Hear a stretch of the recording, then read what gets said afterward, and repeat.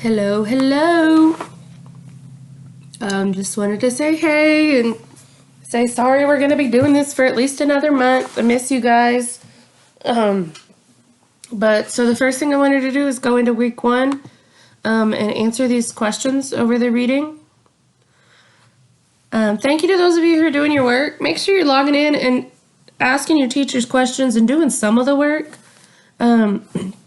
Central office is trying to figure out how we're going to do grading for everything. And if you're not doing anything, they're not going to be able to give you credit. You know, you're going to get some sort of credit for doing this, or you're not going to get credit when you're not doing it. So make sure you're logging into each of your teachers, seeing what you can do to get that work out of the way. Okay? So number 1 here, who was Hester Prynne and what has she done? Remember, she cheated on her husband. She committed adultery and she had a baby. And that is not allowed in this time period. What's her daughter's name? Her daughter's name is Pearl. Number 3, who's the man that Hester saw in the crowd? She saw her husband that she hadn't seen in 2 years. Number 4, what does Hester refuse to do? She refuses to tell anybody who the father of the baby is. And then 5, what secret does her husband want her to keep? And what does he tell Hester he's going to get? He wants her to not tell anyone that he is her husband, because he doesn't want to be associated with the adulterer in town. He doesn't want people to think or know that his wife is the cheater. And then what does he tell Hester he's going to get? He wants revenge on the guy who his wife cheated on. Not necessarily because of her. He doesn't want revenge that way, but he doesn't think it's fair that she is having to deal with this blame on her own, and that he's being a coward by making her face all this on her own. Some of you are doing great at answering the questions in full sentences. Okay, remember, this is still school. You need to be practicing doing things online in complete sentences. Okay, so this is your work for my class for this next week. This is the video that I'm about to put on here. Okay, but week 2, if you want to read it on your own, they're there, and you have the questions. We have a COVID-19 day activity. I'm hoping that one will be a little bit of fun. Complete sentences. And then 2 little grammar practice questions. You need to fix capitalization, spelling, things like that. Okay? So remember your capitalization rules. I know you know them. Okay, so we're going to go into week 2. And I'm just going to pull this up, and we're going to read through the week 2 reading. If it'll load for us, there we go. We're going to shrink it just a smidge. Okay, so remember that she's just gotten Pearl out and about, and, you know, Pearl isn't the best at listening, but she doesn't realize, you know, that they're getting judged by everyone. But she loves her mama. So they're going to this building, and she walks in and says, "You may not see the governor now. He hath a godly minister or 2 with him, and a physician." But she knows that she's there, and she has to go see them. And so Pearl's running around like a crazy person. "Mother, I see you here. Look." So she's just like a little kid. She can see in the reflection. It's adorable. Okay, so she sees all the pictures. She sees the reflection of the A, and she's seeing it on her daughter's face, so she's worried. She doesn't want her daughter to carry her shame with her through the rest of her life. So she's just like a mom. She's just worrying. Okay, time goes by. "I want a rose, Mother." "Hush, child." And these men come out. "Who is this? A child of the Lord of Misrule? Prithee, art thou one of those naughty elves or fairies whom we thought to have left behind in merry old England?" So they're being really sweet and adorable. And "I am my mother's child, and my name is Pearl. This is the child of whom we had speech together, and her mother, Hester Prynne." Okay, so they walk in. "There hath been much question concerning thee of late, whether we rightly trust the immoral soul of yonder child to the guidance of one who hath stumbled and fallen. Should be taken out of thy charge, and clad soberly, and disciplined strictly, and instructed in the truths of heaven and earth. What canst thou do for the child?" "I can teach my little Pearl what I have learned from this. This badge hath taught me lessons, whereof my child may be wiser and the better." Okay, so they are trying to take Pearl away from her. And they're saying, why should we leave her with you? You're clearly not a nice person. So what can we do? Okay. Good Master Wilson, examine this Pearl, whether she hath such a Christian nurture as benefits of her child her age. And so she runs. She's like, I'm just playing. A strange child. It is easy to see the mother's part in her. Would it be possible, gentlemen, to analyze the child's nature and give a shrewd guess at the father? Pearl, canst thou tell me who made thee? And, I mean, she gotta remember, she's 3. So she's just like, I was not made at all. My mother picked me off a rose bush, the one that grows on the side of the prison door. That's answer to number 1. Okay. And they're all like, okay, that's an interesting question. That's an interesting answer. This is awful. Methinks, gentlemen, we need to inquire no further. So this guy's like, no, she should have answered that God made me and all of that, but that's not how she responded. So they said, no, we're done. We're taking her. God gave me the child. She is my happiness and my torture. Pearl keeps me here in life. Pearl punishes me too. You shall not take her. I will die first.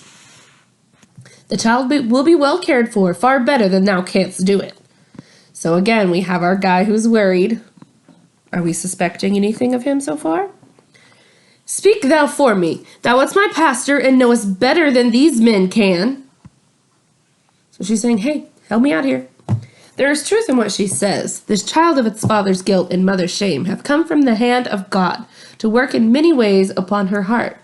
It was meant for a blessing and for retribution too. Hath Mistress Prynne not expressed this thought in the garb of a child, so forcibly reminding us that of the red symbol which she sears her bosom? Let us leave them as Providence hath seen fit to place them. You speak with a strange earnestness. Okay, so this guy is coming to Hester's, it's Reverend Dimsdale, the one in the black hat. He's the Reverend. Coming to her defense. And we need to figure out why. So why do you think he comes to her defense? And you can see here that her husband is now questionable. He's like, why are you defending her? I'm curious. And he has pity on the child. He seems to care for the child, so that's different than everyone else's. He hath pleaded well for the poor woman. We will leave the matter as it stands now. So it's saying, hey, what he said was all right. Okay, we get it. She can keep her kid. Okay, as they walk out. And in this building, there's a witch up there. She's like, well, thou go out with us tonight? There will be merry company in the forest, and I promised that the Prince of Darkness, that Hester Prynne, would be there. So they're trying to coerce her to come to the side of the, quote, bad people. Because she's already been labeled all these things. So it's like, hey, join us. And she says, I must watch my little Pearl at home. Had they taken her away from me, I would have willingly gone with thee and signed my name in the devil's book with my own blood. So she was like, if I would have taken my kid, I would have happily joined your witch hunt or your being a witch. Sooner or later, we shall have thee there. So they want her on their side. Okay, so they're all talking. This is, remember, it's her husband and then Reverend Dimsdale here. Heaven hath wrought a miracle by transporting an eminent doctor of physic from European University bodily through the air and setting him down at the door of Master Dimsdale's study. Though prepared to die if be God's will, the minister hath put his health in Roger Chillingworth's hands. So Roger here, they're thankful. They're like, hey, how'd we randomly get a doctor? That's kind of cool. Some say Chillingworth is Satan's emissary sent out to plot against the soul of Master Dimsdale. At the physician's suggestion, the two lodge now in the same house. The minister hath rejected all suggestions that he marry. So her husband, Roger Chillingsworth, has suggested that they now move in together. Because it's like, hey, we're not married. I need a place to stay. Let me live with the Reverend and I can help you. So, you know, he was already questioning him and now he wants to move in with him. So he's like, let's see what we can do here. So the Reverend Dimsdale is clearly distraught about something. Doctor's working on stuff. Just talking about things. Where, my kind doctor, did you gather those herbs? On an unmarked grave where they grew perfectly out of the dead man's heart. It may It may be they typify some hideous secret that was buried with him, which he had done better to confess during his lifetime. So he's like, so what? You're going, confess? What do I need to do? Perhaps he earnestly desired to confess, but could not. Why not? There can be no power short of divine mercy to disclose the secrets that may be buried within the human heart. The heart must therefore hold them until the day when hidden things must be revealed, when the miserable secrets you speak of will be yielded up, not with reluctance, but with the joy unutterable. So he's saying, hey, you could feel better if if you're holding on to anything. Why not reveal them here and now? Most men do. Many a poor soul hath given its confidence to me, but not only on the deathbed, but while strong in life. Yet some men bury their secrets. Maybe retaining a zeal for God's glory and man's welfare, they shrink from displaying themselves, black and filthy in the view of men, after which no good can be achieved by them, no evil of the past redeemed by better service. So in their unutterable torment, they go about among their fellow creatures, looking pure as new fallen snow, while their hearts are spotted with the iniquity of which they cannot rid themselves. So he's saying maybe these people walk around and everyone thinks they're good, but they have all these issues. These men deceive themselves. So they just see them walking, playing in the graveyard. Pearl! She picks up some berries, goes to write the A. Okay? And so they can see them. Now they're watching him. There's no reverence for authority mixed up with that child's compassion. The other day I saw her bespatter the governor himself with water at a cattle trough. In heaven's name, is she an imp altogether evil? Of course, you gotta think, this is her husband, so he's trying to get stuff out of Reverend, because he suspects him. And he sees Pearl, and she throws a berry at him, just being playful. There stands a woman who hath none of that mystery of hidden sinfulness, which you deem so grievous to be borne. It must be better for the sufferer to show his pain, as the poor woman Hester does, than to cover it all up with his heart. So you can tell he feels bad for her. Come away, mother, or yonder devil will catch you. He hath got hold of the minister already, but he cannot catch little Pearl. You inquired of me a little time agone, as my judgment is touching your health. A bodily disease may be but a symptom of some ailment in your spiritual part. Then I need to ask no further. You deal not, I take it, in medicine for the soul. But a physician may not heal your bodily evil, unless you first lay open to him your wound in your soul. Not to thee, not an earthly physician. So he's saying, hey, if you're holding some issues in your head, it could cause you to have some actually body problems. And he goes, well then, confess them, and I can help you with your body problems. And the Reverend was like, only God can cure. Only he can kill. Let him do with me as he shall see good. Who art thou, thou medicinous matter, that dares thrust himself between the sufferer and his God? So Reverend Dimsdale gets really mad at Roger. Like, you need to stay out of my business. Like, this is a matter between me and God. You need to leave me alone. And he's like, I got him so mad. Like, I made him mad. So he goes in there. He wants to mess with him. He's checking on something. He sees something.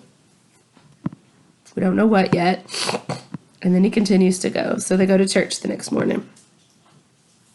I am altogether vile, a viler companion of the vilest, the worst of sinners, an abomination, a thing of unimaginable iniquity. But we have to see what the town in church is talking about him. He is a miracle of holiness, a mouthpiece for heaven's message of wisdom and rebuke and love. The very ground for which he walks is sanctified. Okay, so this is number 3. How do they feel about Reverend Dimsdale? Daughter, promise thou ought to bury my bones close to the grave of the young pastor's holy grave, as sure he will go heavenward before me.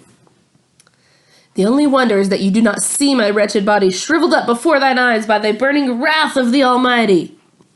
So he's saying how bad he is, but everybody else is like, the godly youth, the saint on earth. Alas, if he discerns such sinfulness in his own pure soul, what spectacle would he behold in mine? So they're saying, oh my God, he's so pure, and he thinks himself so sinful. So, what would he think of me? He's got to be the most amazing person in the world. Okay, so he goes, gets a whip, and he whips himself. He's punishing himself. Okay, so then he goes and he tells his helper, he's like, I'm fasting as an act of penance. So he's dealing with a lot. What is he dealing with? You probably already know it so far, but I want to make sure you're paying attention. Okay, so we can see that he feels for her. He goes out into the middle of the night. He goes to, what were these? These were the stockades, the area that Hester had to stand on. So number 4, where does he go? He goes to where Hester has to stand, gets on there, and screams as loud as he possibly can. Okay? So why do you think he's doing this? It is done. The whole town will awake and hurry forth and find me here. Okay? So he's on the thing. He screamed, Good evening to you, Venerable Father Wilson. Come up hither and pass a pleasant hour with me. Pearl? Hester Prynne? Are you there? Okay, so I want you to tell me, why do you think he goes and screams in the middle of the night? And then the question is also, where does he go? Okay, so that's section 2. So you go back here, and then I want you to work on these activities now and make sure you answer the questions. Thank you. I miss you guys. Have a good day.